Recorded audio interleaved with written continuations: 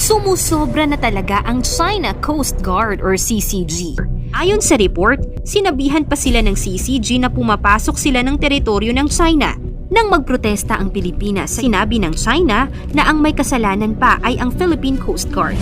Sa nangyayaring tensyon sa West Philippine Sea dahil na rin sa ginagawang pambubuli ng CCG sa mga miyembro ng PCG at mga Pilipinong mangingisda, nabaliwala ang pakikiusap ni President Marcos Jr. kay Chinese President Xi Jinping noong Enero. Nangako si Xi na hahanap ng solusyon sa issue para hindi magkaroon ng malubhang gusot. Pero sa nangyayari ngayon, ang China pa ang nagpapasimula ng gulo sa paulit-ulit na pambubuli sa mismong Exclusive Economic Zone or EEZ.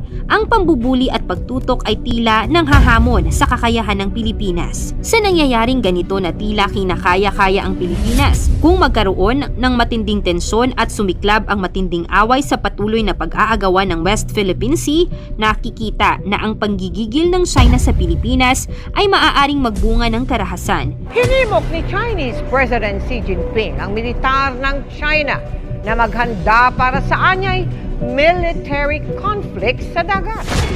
Kung ganito ang mangyayari, sino ang tutulong sa Pilipinas? Ano-anong mga bansa ang susuporta at kakampi sa atin? 10 sa mga bansa na kakampi ng Pilipinas. Yan ang ating aalamin.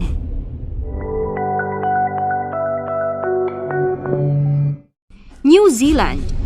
Ang New Zealand ay maaaring magbigay ng suporta sa isyu ng West Philippine Sea sa pamamagitan ng pagsusulong ng diplomasya at pagpapahayag ng kanilang suporta sa prinsipyong mapanatili ang kalayaan ng paglipas sa internasyonal na karagatan. Bagamat hindi ito direktang kasali sa territorial dispute, maaaring maging aktibo ang bansang ito sa mga international organizations at sa pakikipagtulungan sa mga kaalyado upang magkaroon ng kolektibong boses at hakbang para sa pangmatagalang solusyon sa issue. Ipinapahayag din ito ang kanyang pagiging bahagi ng internasyonal na komunidad na nagtutulungan para mapanatili ang kapayapaan at kaayusan sa rehiyon. South Korea. Tulad ng iba pang mga bansa, itinataguyod ng South Korea ang prinsipyong pagsunod sa international law, partikular ang United Nations Convention on the Law of the Sea. Ang mga hakbang na hindi sumusunod sa international law patungkol sa West Philippine Sea ay maaaring ituring na isang problema para sa South Korea. Ang South Korea at Pilipinas ay may mga diplomatikong relasyon at mga kasunduang pang-ekonomiya. Bilang kaalyado, maaaring isama ng South Korea ang kanilang suporta para sa Pilipinas sa mga usapin ng seguridad at pangkapayapaan, kabilang ang isyu ng West Philippine Sea. Germany. Bilang miyembro ng EU, ang Germany ay maaaring magtulungan kasama ang iba pang mga miyembro upang magkaroon ng kolektibong posisyon hinggil sa isyu ng West Philippine Sea at ito ay maaaring iparating sa mga may kinalaman. Ang Germany ay maaaring maglabas ng mga opisyal na pahayag o pagpapahayag ng kanilang posisyon na nagpapakita ng suporta sa prinsipyong mapanatili ang international law at kalayaan sa paglipas sa internasyonal na karagatan sa West Philippine Sea. Ito ay maaaring gawin sa mga international forum o sa pakikipag-usap sa mga bansang kasangkot. France. Ang France ay maaaring tumulong sa Pilipinas sa isyu ng West Philippine Sea sa pamamagitan ng diplomasya at suporta sa mga prinsipyong itinataguyod ng Pilipinas ukol sa international law. Ang France ay maaaring magpahayag ng kanilang posisyon sa mga international na organisasyon na nagmamarka sa pagsunod sa United Nations Convention on the Law of the Sea.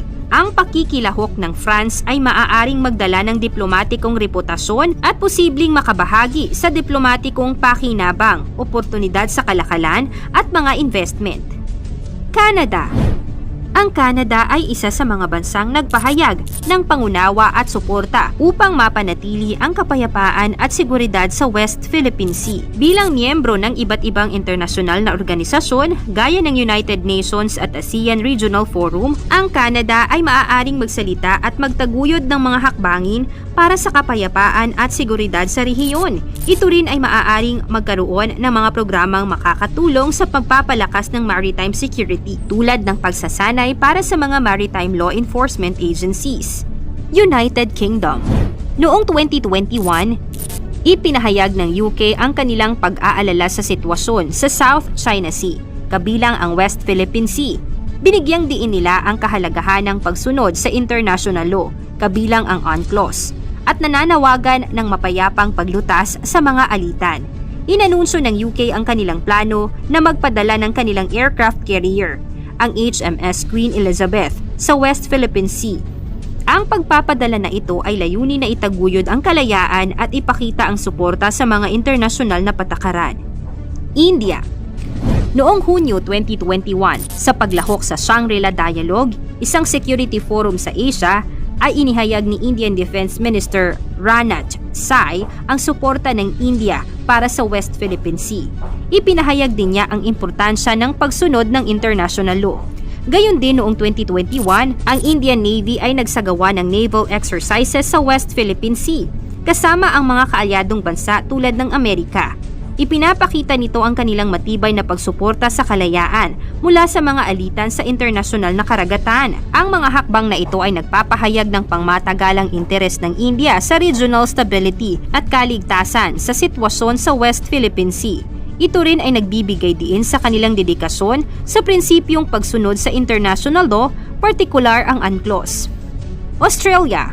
Ang Royal Australian Navy or RAN ay regular na nagpapadala ng mga naval vessels sa West Philippine Sea bilang bahagi ng Freedom of Navigation Operations. Ang dalawang bansa ay nagpapalitan ng mga tauhan bilang parte ng kanilang bilateral na relasyon. Ang Australia at Pilipinas ay may kooperasyon sa mga usapin ng seguridad. Nagtutulungan sila sa mga military exercises at iba pang mga aspeto ng bilateral na relasyon. Ang Australia ay maaaring magpatuloy sa pagbibigay suporta sa Pilipinas sa West Philippine Sea issue sa pamamagitan ng pagtutulungan sa mga security initiatives at maritime patrols at pagpapalakas ng kanilang diplomatic pressure para sa pagsunod sa international law. Ang kooperasyon na ito ay magpapalakas sa posisyon ng Pilipinas sa rehiyon. Japan.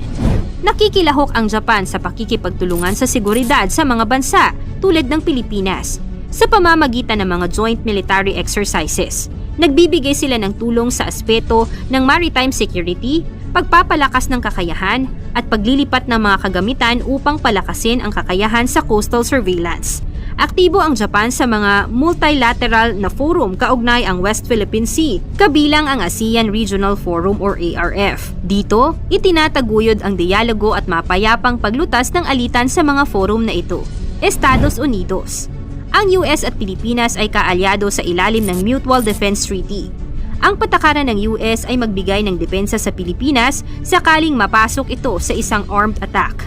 Maraming mga hakbang ang ginagawa ng US para makatulong tungkol sa issue ng West Philippine Sea. Isa na rito ang US Navy na nagsasagawa ng mga Freedom of Navigation Operations sa mga lugar sa West Philippine Sea, kabilang ang mga bahagi na may territorial dispute.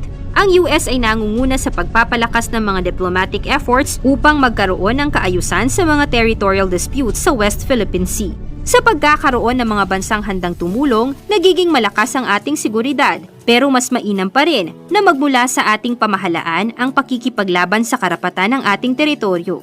Anong masasabi mo sa hakbang ng ating pamahalaan at paulit-ulit na pambubuli ng China sa West Philippine Sea? I-komento mo naman ito sa ibaba.